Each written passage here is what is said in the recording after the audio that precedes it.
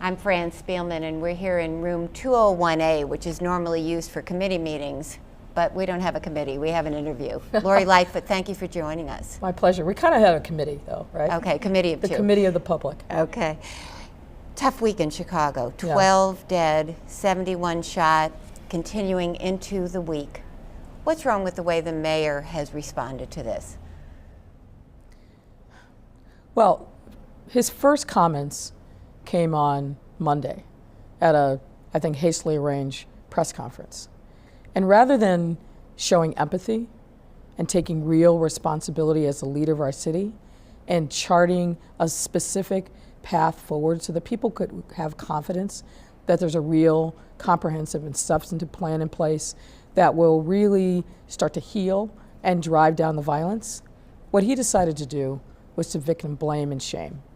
He decided that this was going to be the moment of all moments, that he was going to cast blame and responsibility on the victims of crime in those neighborhoods by talking about the fact that black and brown people lack values, that they're not neighborly, and other, frankly, pejorative terms that he used. And then to make things worse, he doubled down on it the next day. This is a page from the same kind of dog whistle, divisive rhetoric that has been used to separate people one from another instead of bringing us together. I'm frankly shocked that someone who wants to be and should be the ethical and moral center of our city would use such insensitive, offensive, and frankly racist language. 2 years ago, he played with this theme, if you remember. Yep. He was delivering the speech that on violence that included the 2-year police hiring surge, and then he dropped it because he was told, don't go there. Well, he was not just told, don't go there. He was socializing this very theme and adding on to it.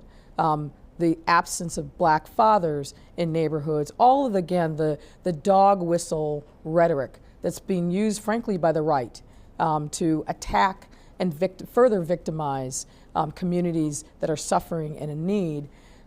He was told very pointedly, you can't say that, and you must not say that. And this was at a time when the violence had escalated out of control in 2016 to record levels. He was silent the entire summer. And the thing that he thought he needed to say to pander to someone, some base, but certainly not people in those communities, was to go on the attack and talk about the absence of values. This is now what he's picked up. He doubled down on it. And frankly, what I've told people this week is, Rahm Emanuel, look at that press conference, look at those statements, because he showed his true self. This is who this man is. Now, it's easy to sit on the sidelines and be the quarterback, the Monday morning quarterback. You're mayor of Chicago tomorrow, let's say. Another bloody weekend, another police force that feels like the mayor doesn't have their back. There's a consent decree looming. Let me hear what you would do differently. Well, I wouldn't sit and be reactive, and I certainly wouldn't sit and be silent. To really get at the issues of violence, we have to recognize that this is a public health crisis. The one person who's never standing up and talking about these issues is Dr. Morita of the Public Health Department. This is a public health crisis. When you see communities that are suffering from this level of violence, it shows that they are communities in distress. And we've got to approach this like it is a public health crisis. Obviously, law enforcement has a role to play, and I'll talk about that in a moment. But what we know, particularly on the west side, where a lot of the violence took place last weekend, we know that those are some of the poorest, most economically distressed, least invested in neighborhoods in our city.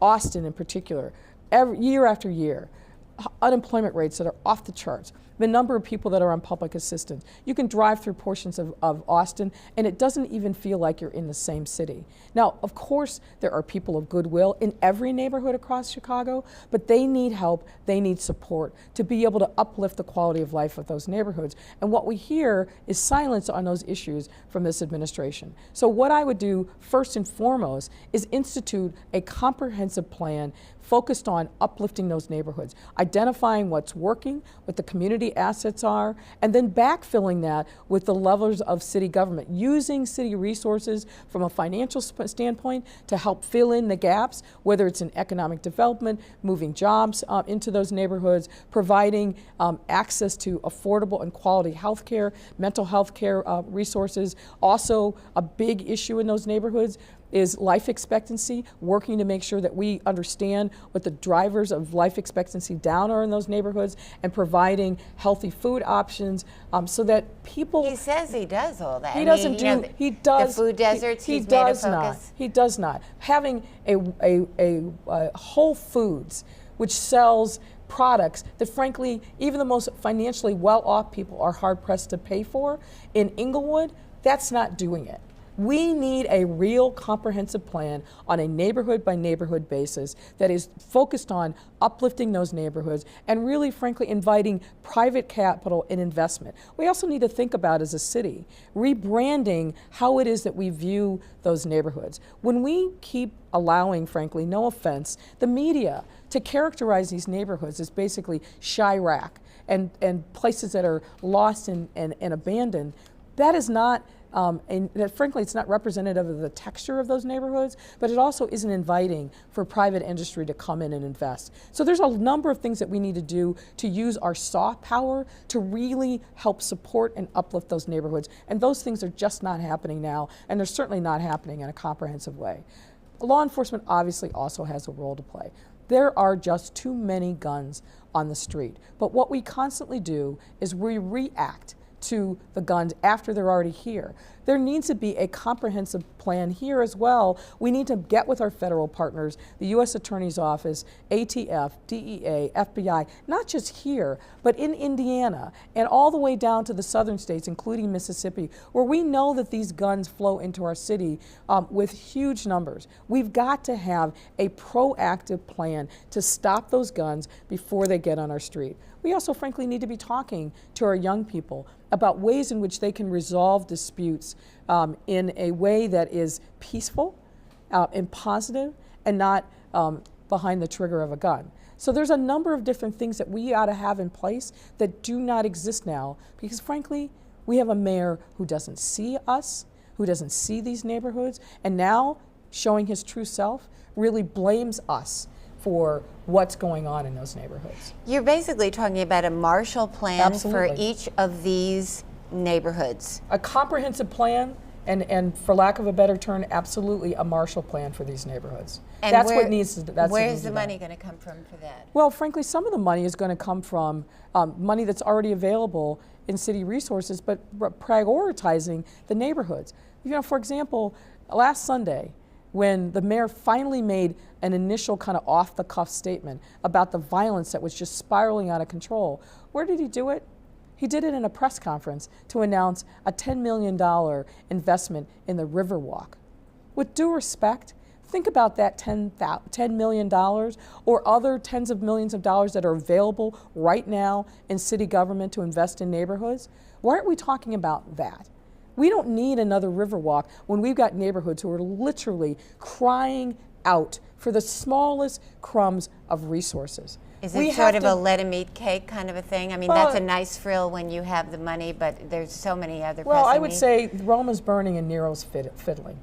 We need a mayor who is focused on... You don't like the Riverwalk? No, it's not about the Riverwalk, but it's about prioritizing what needs to be addressed right now. These neighborhoods are crying out for resources, and we are not listening to them. At least this mayor and this administration is not doing the hard and necessary work that needs to be done to really lay a foundation for transforming not just the neighborhoods, but our city.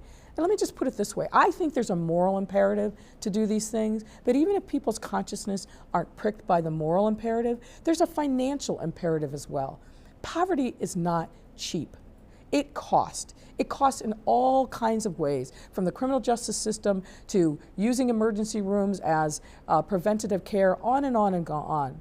And for those of us who remain, as our city continues to lose population, the financial cost for us is going to be profound. Are you worried about an additional exodus of African course. Americans because of weekends like we just saw? But not just African Americans. When Yeah. people see this, I mean, this has now become a big national story. It's in the New York Times, it's in the Wall Street Journal, it's on CNN. This is a national story because Chicago is so important to the health and well-being of our nation. If we don't fix this problem, we are going to be diminished in stature, but more to the point, people in the neighborhoods are going to be suffering. When I think about these issues, I think about young kids growing up in these ravaged neighborhoods, crime-plagued, who for whom fear becomes the earliest normal emotion that they understand. Did you have that as a kid growing up? I mean, can you feel that? Do you relate to it? And how do you? Tell us about your own experience. I relate to it as a human being. No, I know, but I'm saying your upbringing. Yeah, Did I you didn't ever grow feel up in an that? environment of this kind of violence, but yeah, I know what it feels like to be poor. I know what it feels like to struggle. My father had to work 2 and 3 jobs every single day to keep us safe and to keep us in our home. My mother had no choice but to work a series of low-wage jobs in mental institutions, in nursing homes, and then at the end of her life as a home health care aide. When I graduated, when I finished my first year of law school and I went to work at a law firm, on an annualized basis, I made 3 times as much as my father at the height of his earning capacity. So I absolutely understand and know what it feels like to struggle. And then your brother, the experience that you had with your brother. Let's talk about that. My brother had troubles from his earliest days. He spent most of his adult life locked up. You know, I was for bank robbery, drug dealing, and other related crimes. His last stint in prison was 17 years on a federal drug sentence. And frankly, it's going to sound strange, but he was actually lucky because he could have been eligible for life imprisonment given the criminal history that he had. And where is he now? He's now out. He actually lives in the same town with my mother that I grew up in, but he's struggling. A 63-year-old man with a high school degree, no history of legitimate employment, and it's a real struggle for him on a daily basis. And that's a problem for Chicago with ex-offenders coming back. What about your experience with your brother tells you what to do there? Well, my experience, frankly, with my brother, but also my experience and really from, frankly, being a prosecutor, my experience as being a defense attorney, my experience tells me that what we need to do is when people have served their time, they serve their time. They've been in the criminal justice system, they're out. If we really want to make sure that they don't become another recidivism statistic, and endanger those neighborhoods, we've got to make sure that we eliminate the barriers for them being able to reintegrate into the community. I was just at the CARA Foundation earlier this week. That's an organization that helps returning citizens and other people who don't have a history of work, who are struggling, but trying to get back into the mainstream.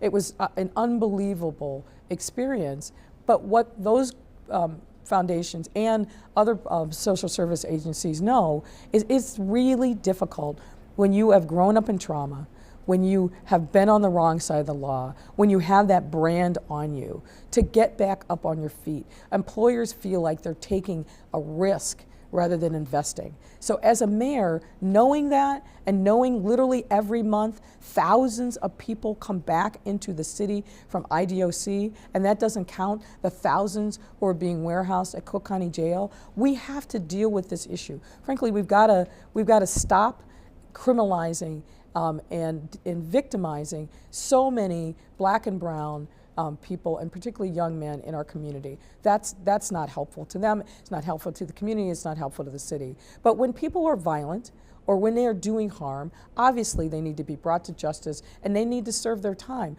But once they do, I think we have a moral and, again, fiscal obligation to make sure that we are doing everything possible to keep them on the right side of the law. And that means eliminating ridiculous barriers to entry for them to get decent, good-paying jobs so that they can get back on their feet, take care of themselves. They invariably have family and children so that they can become respected and respectable members of our community. Let's look at what the mayor's reaction has been.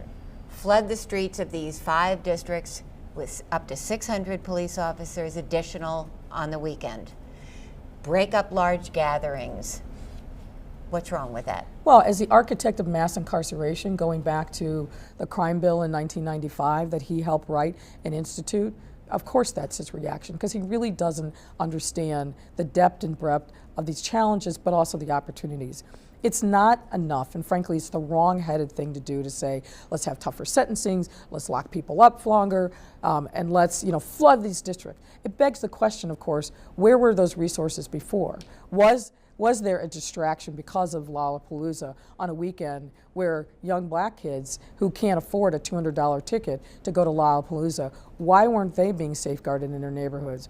It also is not a viable long-term solution. We're really going to continue to ask our officers who themselves are under duress and stressed out to work more overtime. And frankly, we're draining resources from neighborhoods on the north side who also feel the surge in crime and want protection. It's not a viable long-term solution. It's a Band-Aid. It's reactive. It's not proactive. Well, there's bleeding going on. He's putting a tourniquet on it. So how would you put a tourniquet on it? You have to stop